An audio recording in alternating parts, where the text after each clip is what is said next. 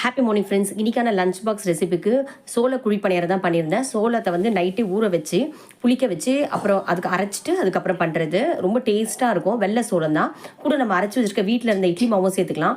நான் வெங்காயம், carrot, beans இதெல்லாம் நெய்யில் கொஞ்சமாக வதக்கி சேர்த்துருக்கேன். கறிவேப்பிலை, பெருங்காயத்தூள், இஞ்சி, கடலைப்பருப்பு, உளுத்தம்பருப்பு தாளித்து கொட்டியிருக்கேன். ரொம்ப சூப்பராக இருக்கும்.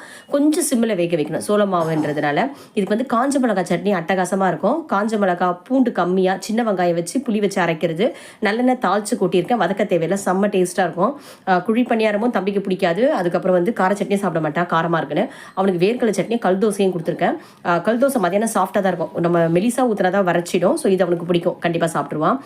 மார்னிங் டிஃபன் பார்த்தீங்கன்னா நானும் வந்து குழி பணியாரம் தான் சாப்பிட்டேன். இன்னும் ரொம்ப நல்லா இருந்தது. கார சட்னி நல்லா இருந்தது, வேர்க்கடலை சட்னி எனக்கு ரொம்ப நல்லா வந்திருந்தது. கூட ஒரு வடை வச்சு சாப்பிட்டு முடிச்சாச்சு. இன்னைக்கு நல்ல வெயில் சென்னையில். ஸோ அதனால் என்ன பண்ணியிருக்கேன்னா, இந்த மரவள்ளி கிழங்கு வந்து அம்மா சிப்ஸ் பண்ணுவாங்க.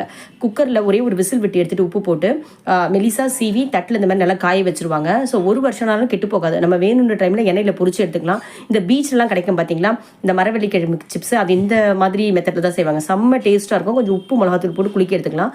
மாங்காய் வந்து பார்த்தீங்கன்னா கிலோ 50 ரூபான்னு மூக்கிலி மாங்காய் கிடச்சிது. ஸோ அதை நான் பொடியாக கட் பண்ணி வச்சுருக்கேன். உப்பில் ஊற வச்சுட்டு நாளைக்கு வந்து ஊறுகாய் செய்ய போகிறேன். காட்டும் போது ரெசிபி காட்டுறேன். அதுக்கப்புறம் நெல்லிக்காவும் ஊறுகாய் போட்டு வச்சுருக்கேன்.